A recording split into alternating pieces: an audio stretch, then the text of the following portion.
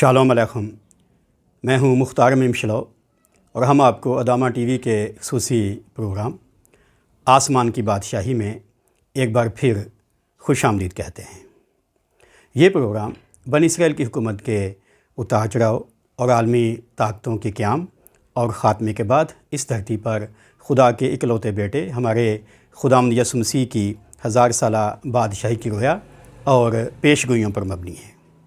میری یہ کاوش Pakistan Bible کارسپانڈنس institute کے کلا بلٹن میں دسمبر 2005 اور ماہنامہ آدمگیر میں جنوری 2015 کے دوران مختلف طرح سے شائع ہو چکی ہے۔ خداوند کے فضل سے مجھے ان دونوں جریدوں میں بطور ایڈیٹر اپنی خدمات انجام دینے کا موقع ملا تھا۔ پچھلی بار ہم نے مرد خدا دانیل کے صحیفے کے دوسرے باب کی ابتدائی 9 آیات کی تفسیر ملاحظہ کی تھی۔ آج کے پروگرام میں دوسرے باب کی اگلی آیات کی تشریح پیش خدمت ہے۔ اس حصے کا عنوان ہے نبوکدنضر کے پہلے خواب کی تعبیر۔ چونکہ بابل کے فالگیر، نجومی، جادوگر اور کسدی نبوکدنضر بادشاہ کا خواب اور تعبیر بیان کرنے کے اہل نہ تھے اور انہوں نے شاہی دربار میں اپنی ناکامی کا برملا اقرار اور اعلان کیا، لہٰذا آئیے دانیل نبی کے صحیفے کی اگلی آیات کی تلاوت سنیں، جہاں لکھا ہے کہ کسدیوں نے بادشاہ سے عرض کی کہ روئے زمین پر ایسا کوئی بھی نہیں جو بادشاہ کی بات بتا سکے، اور نہ کوئی بادشاہ یا امیر یا حاکم ایسا ہوا ہے جس نے کبھی ایسا سوال کسی فالگیر یا نجومی یا کسدی سے کیا ہو۔ اور جو بات بادشاہ طلب کرتا ہے نہایت مشکل ہے، اور دیوتاؤں کے سوا جن کی سکونت انسان کے ساتھ نہیں، بادشاہ کے حضور کوئی اس کو بیان نہیں کر سکتا۔ اس لیے بادشاہ غضبناک اور سخت قہر آلود ہوا اور اس نے حکم کیا کہ بابل کے تمام حکیموں کو ہلاک کریں۔ سو یہ حکم جا بجا پہنچا کہ حکیم قتل کیے جائیں۔ تب دانیل اور اس کے رفیقوں کو بھی ڈھونڈنے لگے کہ ان کو قتل کریں۔ دانیل کا صحیفہ اس کا دوسرا باب اس کی 10ویں سے 13ویں آیت۔ خداوند کی برکت اس کے پاک کلام کے پڑھے اور سنے جانے پر ہو، آمین۔ چونکہ یہ شاہ بابل نبوکدنضر کی حکومت کا دوسرا سال تھا، لہٰذا اس وقت تک دانیل نبی اور اس کے تینوں یہودی ساتھی کسدیوں کے علم اور زبان کی تعلیم کے 3 سالہ کورس کے پیش نظر بابل میں زیر تعلیم تھے۔ پس جب بادشاہ کے محافظ دستے کا سردار اریوک بابل کے حکیموں کو قتل کرنے نکلا تو اس وقت کی بابل کلام خدا کی اگلی آیات میں لکھا ہے کہ تب دانیل نے بادشاہ کے جلاؤ داروں یعنی محافظ دستے کے سردار اریوک کو، جو بابل کے حکیموں کو قتل کرنے نکلا تھا، خرد مندی اور عقل سے جواب دیا۔ اس نے بادشاہ کے جلاؤ داروں کے سردار اریوک سے پوچھا کہ بادشاہ نے ایسا سخت حکم کیوں جاری کیا؟ تب اریوک نے دانیل سے اس کی حقیقت کہی، اور دانیل نے اندر جا کر نبوکدنضر بادشاہ سے عرض کی کہ مجھے مہلت ملے تو میں بادشاہ کے حضور تعبیر بیان کروں گا۔ دانیل کا صحیفہ اس کا دوسرا باب 14ویں سے 16ویں آیت۔ اس کے بعد دانیل نبی گھر آیا اور اپنی تینوں ساتھیوں حنانیہ، میسائیل اور عزریہ یعنی صدرک، میشک اور عبدنجو کو یہ تمام ماجرا سنا کر ان سے کہا کہ آسمان کے خدا سے دعا کریں کہ وہ ہم پر مہربان ہو اور نبوکدنضر کے خواب اور ان کی تعبیر ہمیں بتا دے تاکہ ہم بابل کے باقی حکیموں کے ساتھ ہلاک نہ ہو جائیں۔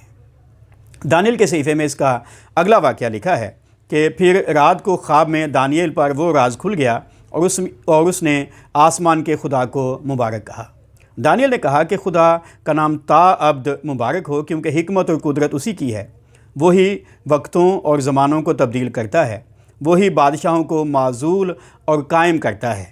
میں تیرا شکر کرتا ہوں اور تیری ستائش کرتا ہوں، اے میرے باپ دادا کے خدا، جس نے مجھے حکمت اور قدرت بخشی، اور جو کچھ ہم نے تو سے مانگا تو نے مجھ پر ظاہر کیا، کیونکہ تو نے بادشاہ کا معاملہ مجھ پر ظاہر کیا ہے۔ دانیل کا صحیفہ اس کا دوسرا باب 19ویں سے 23ویں آیت۔ آئیے اب ان ساری آیات کی تشریح ملاحظہ کرتے ہیں۔ بابل کے وقائے نگار نبوکدنضر کی حکومت کے دوسرے سال کا بہت کم بیان کرتے ہیں۔ جب دانیل نبی اریوک کے پاس پہنچا، جو بادشاہ کے محافظ دستے کا سردار تھا، اور اسے بابل کے حکیموں کو قتل کرنے سے روک کر کہا کہ مجھے بادشاہ کے پاس لے چل، تو وہ اسے فی الفور نبوکدنضر کے حضور لے گیا۔ دانیل نبی کی زندگی کا یہ نہایت اہم دن تھا۔ مرد خدا دانیل اس وقت تقریباً 18-19 سال کا نوجوان تھا جب اسے دنیا کی تیسری سپر پاور کے عظیم شہنشاہ نبوکدنضر کے حضور پیش ہونے کا موقع ملا، اور اس نے مذکورہ خواب کی تعبیر بیان کی۔ دوسرے باب کی اگلی آیات کے مطابق دانیل نے بادشاہ کے حضور عرض کی، اور پاک کلام میں لکھا ہے بادشاہ کے حضور جب اس نے عرض کی تو اس نے کہا کہ وہ بھید جو بادشاہ نے پوچھا حکما اور نجومی اور جادوگر اور فالگیر بادشاہ کو بتا نہیں سکتے، لیکن آسمان پر ایک خدا ہے جو راز کی باتیں آشکارا کرتا ہے، اور اس نے نبوکدنضر بادشاہ پر ظاہر کیا ہے کہ آخری ایام میں کیا وقوع میں آئے گا۔ تیرا خواب اور تیرے دماغی خیال جو تو نے پلنگ پر دیکھے یہ ہیں۔ اے بادشاہ، تو نے ایک بڑی مورت دیکھی، وہ بڑی مورت جس کی رونق بے نہایت تھی تیرے سامنے کھڑی ہوئی، اور اس کی صورت ہیبت ناک تھی۔ اس مورت کا سر خالص سونے کا تھا، اس کا سینہ اور اس کے بازو چاندی کے، اس کا شکم اور اس کی رانیں تانبے کی تھیں، اس کی ٹانگیں لوہے کی اور اس کے پاؤں کچھ لوہے کے اور کچھ مٹی کے تھے۔ تو اسے دیکھتا رہا یہاں تک کہ ایک پتھر ہاتھ لگائے بغیر ہی کاٹا گیا، اور اس مورت کے پاؤں پر جو لوہے اور مٹی کے تھے لگا اور ان کو ٹکڑے ٹکڑے کر دیا۔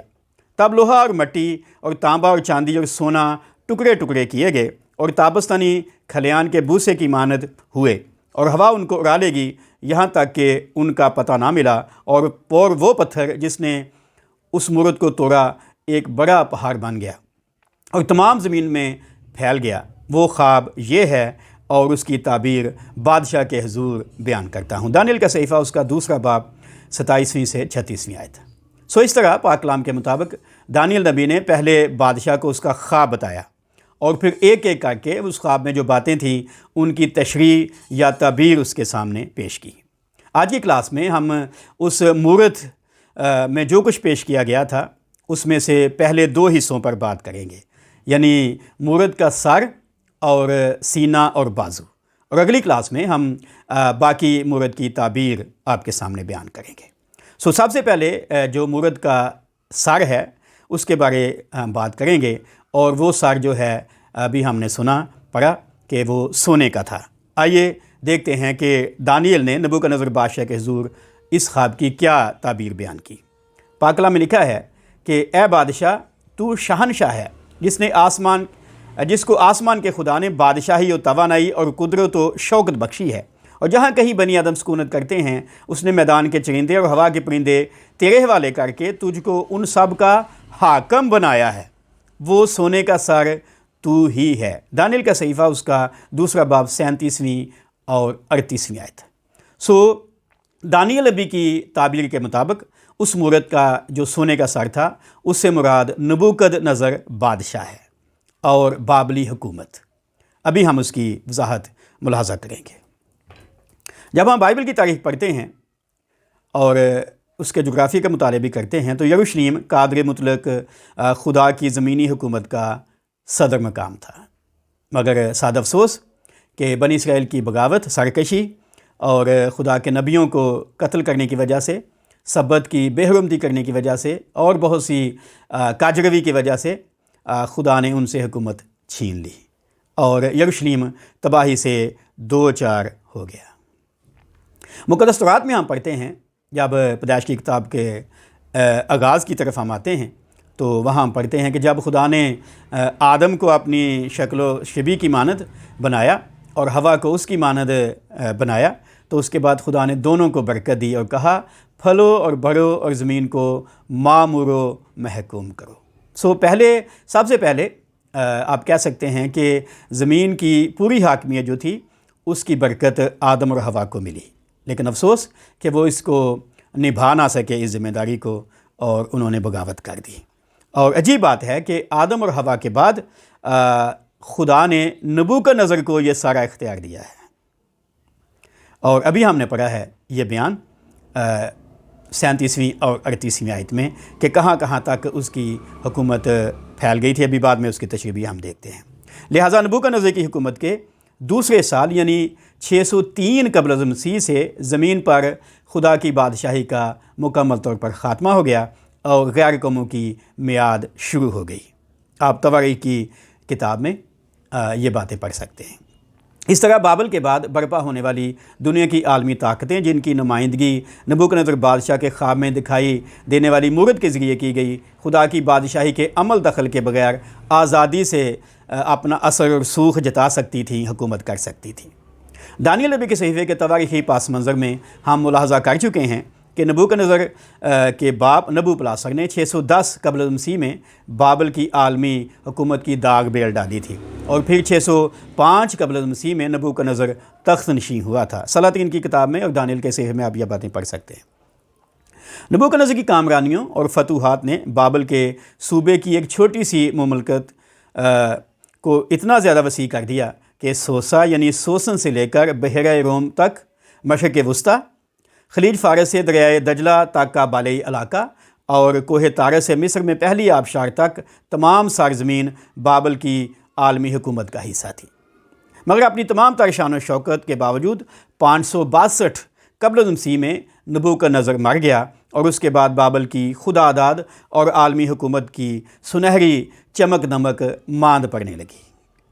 نبوکدنضر کے بعد اویل مردوک 562 سے 560 قبل مسیح کے دوران حکمران بنا، نیرگیل سرازر 560 سے 556، لباشی مردوک 556 قبل مسیح، اور نبونیدس اور اس کا ولی عہد 556 سے 539 قبل مسیح تک حکومت کرتے رہے۔ نبوکدنضر کی 43 سالہ حکومت کے بعد یہ سب حکمران مل کر صرف کچھ برسوں تک ہی مسند اقتدار پر براجمان رہے، اور 539 قبل مسیح میں سونے کے سر یعنی بابل کی تیسری سپر پاور کا خاتمہ ہو گیا، اور یہ خاتمہ جو ہے مادی فارسی حکومت کی طرف سے ہوا تھا، اور مورد کا سنہری مورد کا جو اگلا حصہ ہے وہ اسی طرف اشارہ کرتا ہے۔ آئیے ہم دوسرے حصے پر آتے ہیں، یعنی دانیل نے جو خواب کی تعبیر بیان کی تھی اس میں جو حکومتیں برپا ہوئیں بابل کے بعد، دوسرا حصہ یعنی چاندی کا سینہ اور بازو یعنی فارسی حکومت کیا تھی یا کون سی تھی؟ آئیے حوالہ پڑھتے ہیں۔ دانیل نے نبوکدنضر سے کہا کہ اور تیرے بعد ایک اور سلطنت برپا ہوگی جو تجھ سے چھوٹی ہوگی۔ دانیل کا صحیفہ اس کا دوسرا باب اس کی 39ویں آیت۔ نبوکدنضر کے خواب کی تعبیر کے قریباً 60 برس بعد دانیل نبی نے بابل کے شاہی خاندان کا زوال دیکھا۔ 5 اور 6 اکتوبر کی رات 539 قبل مسیح کو مادی فارسی فوج کے سپہ سالار دارا مادی نے شاہ بابل نبونیدس کے ولی عہد بیلشزر کو قتل کر کے جنگ کیے بغیر ہی اس ناقابل تسخیر شہر بابل کو فتح کر لیا اور فارس کی چوتھی سپر پاور کی بنیاد رکھی۔ فارسی فوج کا سپہ سالار دارا مادی 62 سال کی عمر میں مفتوح بابل کا پہلا حاکم بنا۔ دارا مادی کی وفات کے بعد شاہ فارس خورس بابل سمیت تمام فارسی حکومت کا واحد اور مطلق العنان حکمران بن گیا۔ بائبل مقدس کے الہامی نوشتوں کے مطابق شاہ فارس خورس یہوہ الوہیم کا ممسوح تھا، لہٰذا اس کی عالمی حکومت بابل میں مقیم یہودیوں کی 70 سالہ غلامی سے آزادی کا پیش خیمہ ثابت ہوئی۔ آپ یہ باتیں تواریخ کی دوسری کتاب اور عزرا کے صحیفے میں پڑھ سکتے ہیں۔ فارس حقیقی معنوں میں دنیا کی پہلی عالمگیر سلطنت تھی۔ سابقہ عالمی حکومتوں یعنی مصر، اسور اور بابل کے برعکس فارس میں مادی، آرمینی، یہودی، مصری، ہندی، پنجابی اور یونانی نسلوں اور سامی گروہوں کے لوگ آباد تھے۔ پاکستان سے کوش تک 127 ریاستوں پر مشتمل اس وسیع و عریض سلطنت نے مختلف نو افراد کو 200 سال سے زیادہ عرصے تک متحد کیے رکھا اور بڑی شان و شوکت کے ساتھ حکومت کی۔ میں یہاں وضاحت کر دوں کہ ہمارے اردو ترجمے میں جب ہم آسی کی کتاب کے پہلے باب کی پہلی آیت پڑھتے ہیں تو وہاں لکھا ہے ہندوستان سے کوش تک، لیکن جب ہم عبرانی متن پڑھتے ہیں بائبل مقدس کا عبرانی متن، تو یہاں جو اردو ترجمہ ہندوستان ہے وہاں اس کے لیے عبرانی لفظ ہوڈو لکھا ہے، اور ہوڈو کا جو انگریزی ترجمہ ہے وہ انڈس، یعنی وہ زمین جو دریائے سندھ کے ارد گرد آباد تھی۔ اور وہ ہمارا پاکستان تھا، اس لیے ہمارے اردو ترجمے میں جو لفظ ہندوستان لکھا ہے وہاں پاکستان ہونا چاہیے۔ اس حکومت نے، جو فارسی حکومت تھی، لوگوں کو میں نے ابھی عرض کیا کہ بڑی شان و شوکت کے ساتھ متحد کیے رکھا، اور اس اتحاد کی کئی ایک وجوہات تھیں۔ نمبر 1 طاقتور فوج، نمبر 2 مؤثر نظم و ضبط، نمبر 3 فارسی رواداری، نمبر 4 شاہراہوں کا اعلیٰ انتظام، اور نمبر 5 سرکاری زبان آرامی۔ ابھی میں آپ کے سامنے رکھنا چاہتا ہوں، جس طرح ہم نے بابل کے حکمرانوں کی بات کی، تو ابھی میں آپ کے سامنے یہ بات پیش کرتا ہوں کہ شاہان فارس کس طرح سے برپا ہوئے تھے ترتیب کے ساتھ۔ نمبر 1 خورس اعظم، 559 سے 530 قبل مسیح۔ نمبر 2 کمبیسس دوم، 530 سے 522 قبل مسیح۔ نمبر 3 دارا اول، 522 سے 486 قبل مسیح۔ نمبر 4 اکسویرس اول، 486 سے 465 قبل مسیح۔ نمبر 5 ارتخششتہ اول، 465 سے 424 قبل مسیح۔ نمبر 6 دارا دوم، 424 سے 404 قبل مسیح۔ نمبر 7 ارتخششتہ دوم، 404 سے 359 قبل مسیح۔ نمبر 8 ارتخششتہ سوم، 359 سے 338 قبل مسیح۔ نمبر 9 ارسوس سوم، 338 سے 336 قبل مسیح۔ اور نمبر 10 دارا سوم، 336 سے 331 قبل مسیح۔ یہ ترتیب کے ساتھ شاہان فارس جو ہیں وہ برپا ہوئے۔ کہا جاتا ہے کہ اسکندر اعظم نے 333 قبل مسیح کے دوران دارا سوم کو اسوس کی جنگ میں شکست 2-4 کیا، تو دارا میدان جنگ چھوڑ کر بھاگ کھڑا ہوا اور اپنے قریبی دوست اور باختریہ کے حکمران بسوس کے ہاں سیاسی پناہ لی۔ 2 سال بعد 331 قبل مسیح کے دوران جنگ اربل میں فارسی سپہ سالار اپنے بادشاہ دارا سوم کے بغیر ہی جنگ میں اترے، مگر یونانیوں نے نینوا کے قدیم شہر کے قریب گاگا میلہ کے مقام پر فارسی حکومت کو مکمل طور پر پسپا کر دیا۔ فارسی افواج کی شکست اور اسکندر اعظم کی بڑھتی ہوئی طاقت کے پیش نظر باختریہ کے حکمران بسوس نے اپنے پناہ گیر دوست دارا سوم کو قتل کر دیا، اور یوں 331 قبل مسیح کے دوران فارس کی چوتھی عالمی طاقت کا خاتمہ ہو گیا۔ آج کے پروگرام میں ہم نے دانییل نبی کے صحیفے کے آیت بآیت تفسیری مطالعے کے تحت دوسرے باب کی 10ویں سے 38ویں آیت پر مشتمل شاہ بابل نبوکدنضر کے پہلے خواب اور اس کی تعبیر کے سلسلے میں برپا ہونے والی بابل اور فارس کی 2 عالمی طاقتوں کا احوال ملاحظہ کیا۔ اگلی بار ہم اس خواب کی تعبیر سے متعلق دیگر عالمی سلطنتوں کی الہامی اور تاریخی جانکاری حاصل کرنے کی کوشش کریں گے۔ اگر آپ کو ہماری کاوش اچھی لگے تو اسے اپنے عزیز و احباب اور رشتہ داروں کے ساتھ بھی شیئر کیجیے گا۔